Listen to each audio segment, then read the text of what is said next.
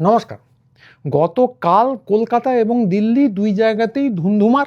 দিল্লির কথায় পরে আসবো, শুরু করা যাক কাছের জায়গা কলকাতাকে দিয়ে। তো কলকাতায় গতকাল ছিল 21শে জুলাই, কলকাতায় নয় সর্বত্রই ছিল। তো 21শে জুলাই কলকাতার ক্ষেত্রে খুব গুরুত্বপূর্ণ কেন? কারণ তৃণমূলের দুটো গোষ্ঠী একই সঙ্গে শহীদ স্মরণ সভা করতে চলেছিল কলকাতায়। তার মধ্যে ঋতব্রত গোষ্ঠী করছিল হচ্ছে মেয়ো রোডে একটা বড় জায়গা নিয়ে, সে বিশাল বড় প্যান্ডেল বানিয়ে, উল্টো দিকে ছোট জায়গায় করছিলেন মমতা বন্দ্যোপাধ্যায় বিড়লা প্ল্যানেটোরিয়ামের পাশে। তো এই নিয়ে মিডিয়ায় তো চারদিকে ধুন্ধুমার, ঋতমূল গোষ্ঠী নাকি প্রচুর লোক নিয়ে আসবে, তারা একই সঙ্গে তৃণমূল ভবন দখল করে ফেলছে, তৃণমূলের যে ব্যাংক অ্যাকাউন্ট সেসব দখল করে ফেলেছে, এবার তৃণমূলকেও দখল করে ফেলবে শুনছিলাম। অনুব্রত মণ্ডল একাই 30,000 লোক নিয়ে আসবে। তো তারপর কার্যক্ষেত্রে দেখা গেল কোথায় কি, এই যে একটা ছবি আপনাদের দেখাচ্ছি, এটা হচ্ছে সকাল 11টার বালিশি সভার, একটাও লোক নেই। তো পরে দেখলাম যে আরও কিছু লোক হয়েছিলেন, একেবারে এরকম ফাঁকা যায়নি ময়দান, কিন্তু কিছু লোকজন হয়েছিলেন, কিন্তু মোটের উপর চেয়ারই বেশি, লোক কম, আর দাঁড়িয়ে থাকার তো কোনো ব্যাপারই নেই। তো তাতে অনেকে, এটা চারদিকে ছড়িয়ে পড়ার পরে অনেকে আশ্চর্য হয়ে বললেন যে এত কম লোক এটা কি করে সম্ভব। তো অনেকেই জিজ্ঞাসা করছেন আবার উল্টো দিকেও, যে 15টা লোক যে হয়েছে সেটাই বা কোত্থেকে এলো। তো আমার ব্যক্তিগতভাবে আন্দাজ যে 15 বলুন 25 বলুন যে লোক হয়েছে, সেটা সম্ভবত ডেকোরেটরের লোক। তো এত বড় প্যান্ডেল, এত চেয়ার তুলে নিয়ে যেতে অন্তত জনাচারেক লোক লাগবে, তার সঙ্গে দুটো ট্রাকের ড্রাইভার লাগবে, খালাসি লাগবে, ট্রাকের সংখ্যা আরও বেশি হতে পারে, সব মিলিয়ে 8-10 জন, ওদিকে ইলেকট্রিকের 2-4 জন, মাইকের 2-4 জন, তো যোগ করে মোটামুটি সংখ্যাটা মিলে যাবে। তো এছাড়া টাকা আদায়ের জন্য খান 3-4 লোক তো লাগবে। এই কারণে এত বড় প্যান্ডেল করে এত কম যদি লোক হয়, তাহলে টাকা দেবে কিনা এ নিয়ে ডেকোরেটরের যে মালিক তাদের সন্দেহ থাকতে পারে। ফলে সব মিলিয়ে এই সব করে একটা মোটামুটি জমায়েত হয়েছে বলে আমার ব্যক্তিগতভাবে ধারণা। তো সেই প্রসঙ্গে একটা গল্পও মনে পড়ে গেল, গ্রামের গল্প, পুরনো কথা।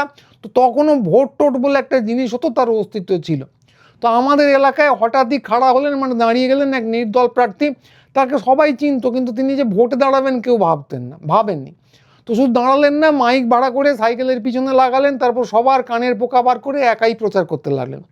তো পাড়া প্রতিবেশীরা সবাই বোঝাতে গেল, মানে হুমকি টুমকি নয়, কিন্তু তখন ওসব হতো না।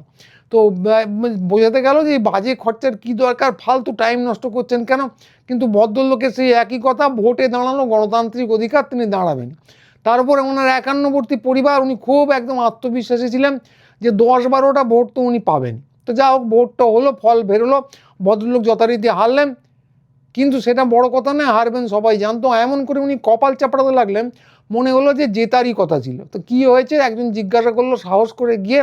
তো উনি খুব রেগে মেগে বললেন, আমার পরিবার এরকম বিশ্বাসঘাতক আমি ভাবিনি। আমার নিজের ভাই আমাকে ভোট দেয়নি, বুঝলেন, আর বউ এত বছর ধরে সংসার করলাম, সেও আমাকে ভোট দিল না। তো যারা শুনছিলেন তারা একটু দরদি লোক, খুব কড়া কথা বলতে পারেন না, একজন ভয়ে ভয়ে জিজ্ঞাসা করলেন যে কটা ভোট পেয়েছো ভায়া। তো ভদ্রলোক তেরিয়া হয়ে উত্তর দিলেন, কি আর বলবো, একটাও ভোট পাইনি। তো যিনি শুনছিলেন তার একটু কিরকম খটকা লাগলো, তিনি একটু আমতা আমতা করে বললেন, তো সেটা কি করে হয়, তুমি তো অন্তত ভোটটা দিয়েছো নিজের ভোটটা। তো ভদ্রলোক শুনে আরও রেগে গেলেন, হাউমাউ করে বললেন যে ভোট আমাকে পরিবারের লোকেরা দেবে, আমি কেন দেবো, ইয়ার কি পেয়েছেন, আমার ভোট কি নষ্ট করার। তো এদের জমায়েত শুনে আমার সেই গল্পটা মনে পড়ে গেল, যে পাড়া প্রতিবেশী তো কেউ আসেইনি, এমনকি ওদের যারা নেতা ছিলেন তারাও ভেবেছেন নিজে গিয়ে যে সমাবেশটা নষ্ট করার কি দরকার। কয়েকজনকে দেখলাম যে তারা বেড়াতে এসেছেন, মমতা সমাবেশে যাবেন, টিভিতেই ধরেছিল। তার আগে টিভি দেখছে, মেয়ো রোডে 2জন লোক এসছে, তাদেরকে ক্যামেরা ধরে জিজ্ঞাসা করছে যে আপনারা এখানে এসেছেন, কোথা থেকে এসেছেন। ওনারা বলছেন সিউড়ি না কোত্থেকে এসছি। আমরা যাব দিদির সভায়। তো যিনি জিজ্ঞাসা করছেন তিনি তো হুব্বা, বলছেন এখানে কি করছেন, বলছেন এই জায়গাটা একটু দেখতে এলাম, তারপর দিদির সভায় চলে যাব। তো আমার মনে হয় যে ওদের যারা নেতা টেতা ছিলেন তারাও কিন্তু আসলে ওই সভাতেই চলে গেছেন, এখানে নয়। তো এটি হলো হাসি ঠাট্টার ব্যাপার, কিন্তু মোদ্দা কথাটা হলো যে 71 বছরের একজন মহিলা, তিনি 15 বছর মুখ্যমন্ত্রী ছিলেন, তাকে কলকাতা শহরে সভা করার অনুমতি না দেওয়া মতো একটা ন্যক্কারজনক ঘটনা ঘটানো যেতেই পারে।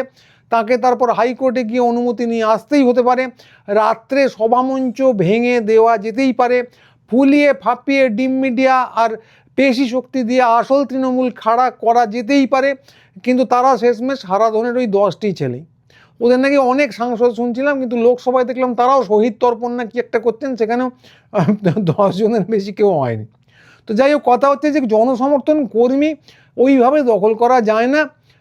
তো সরকার বিরোধী দল ঠিক করে দেবে, ওইভাবে বিরোধী দল তৈরি হয় না। তো ঠিক কথা, মমতার সরকার বা তৃণমূল সরকার কিছু ধোয়া তুলসী পাতা ছিল না, দলটাও কিছু ধোয়া তুলসী পাতা না, দোষ প্রচুর। অন্য সব কিছু ছেড়েই দিন, এই যে যাদেরকে সবাই গদ্দার টদ্দার এখন বলছেন, হাসাহাসি হচ্ছে, ঋতব্রত দেখলাম ফেসবুক প্রোফাইলে সেখানে মন্তব্য করা বন্ধ, কিন্তু রিয়াকশান প্রচুর বেড়ে গেছে। এবং রিয়াকশান ধরুন আগে পড়তো না, আগে 50-60টা করে রিয়াকশান পড়তো, এখন 2000 পড়ছে। তা আমার তো চক্ষু চড়ক গাছ খুলে দেখলাম, তার মধ্যে ধরুন 2000 যদি রিয়াকশান পড়ে, তার মধ্যে 1900 হচ্ছে হাহা আর 100 হচ্ছে লাইক। তো এই হচ্ছে অবস্থা। তো কথা হচ্ছে, এই যে যার কোনো জনসমর্থন ছিল না, এই সমস্ত লোকজনকে তোল্লাই কে দিয়েছে? এরা মাথায় এসে বসেছেন, চারদিকে ঘুরে বেরিয়েছেন, ছড়ি ঘুরিয়েছেন, কে দিয়েছেন? এই প্রাক্তন মুখ্যমন্ত্রী তোল্লাই পেয়ে এগুলো করেছেন। তো এই দেব নাচো তো বললেই দেব নেচে উঠছিল, রচনা দাঁড়াও তো বললেই রচনা দাঁড়িয়ে পড়ছিলেন। তো এই যদি রাজনীতিতে নিয়োগের মাপকাঠি হয়, তাহলে এই বস্তু ঘটবেই। তো সবাই আমরা জানতাম যে তৃণমূলের কিছু লোক বিজেমূল, তারা পাঁচিলে বসে আছে, জমানা বদলালেই উল্টো দিকে ঝাঁপ মারবে। কিন্তু তাদের সংখ্যাটা যে এত পরিমাণে বেশি, সেটা আর কে আন্দাজ করেছিলেন জানি না, আমি অন্তত করিনি। তো এত কর্মী নিয়েও নেতা বাছাইয়ের যে মর্মান্তিক ভুল, সেই ভয়ানক ব্যর্থতার দায় কিন্তু কোনো বালিশ তোষকের নয়। তো বিভীষণদের কোনো সন্দেহ নেই, অন্তিম পরিণতি সম্পূর্ণ ছেঁড়া বালিশে পরিণত হয়ে পরিত্যক্ত ডাস্টবিনে চলে যাওয়া, সেটা এদের হবে। কিন্তু এই অপগণ্ডদের ধরে এনে কাউকে বিধায়ক করা, কাউকে নেতা করা, কাউকে আইএনটিইউসির মাথায় বসানো, কাউকে সংসদে পাঠানো, সেটার কৃতিত্ব কিন্তু এই অপগণ্ডদের নয়, তৃণমূল যারা চালাতেন তাদেরই। তো যাই হোক, যে কথাটা হচ্ছিল যে এই সব কিছুর পরেও কিন্তু বিরোধী পরিসর ওইভাবে দখল করে নেওয়া যাবে না। সরকার বলে দিল কে বিরোধী হবে, তারাই বিরোধী হবে, এবং পেশি শক্তি ডিম মিডিয়া এদেরকে ব্যবহার করে পুরো জিনিসটা চলবে।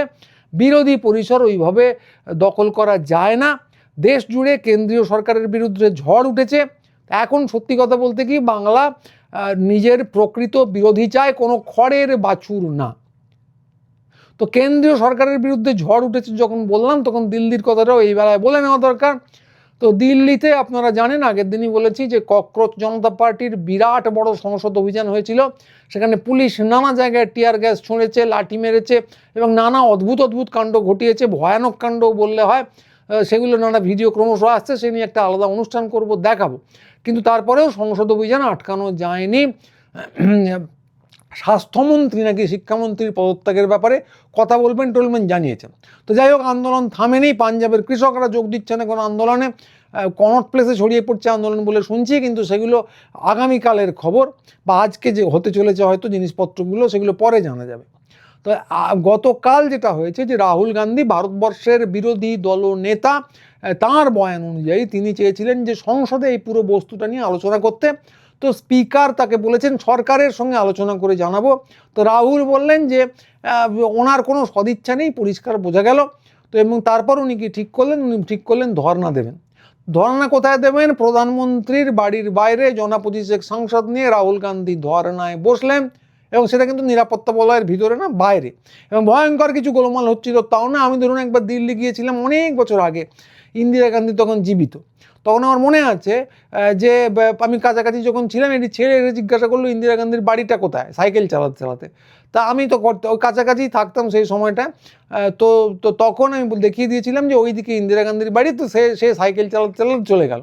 তো নিরাপত্তা তাঁরও ছিল, কিন্তু কথা হচ্ছে যে এই নিরাপত্তা বলার বাইরে বসলেও যে কি ভয়ানক কাণ্ড হতে পারে, এরকম ভিতুর ডিম প্রধানমন্ত্রী ভারতবর্ষ এর আগে দেখেছে কিনা সন্দেহ আছে।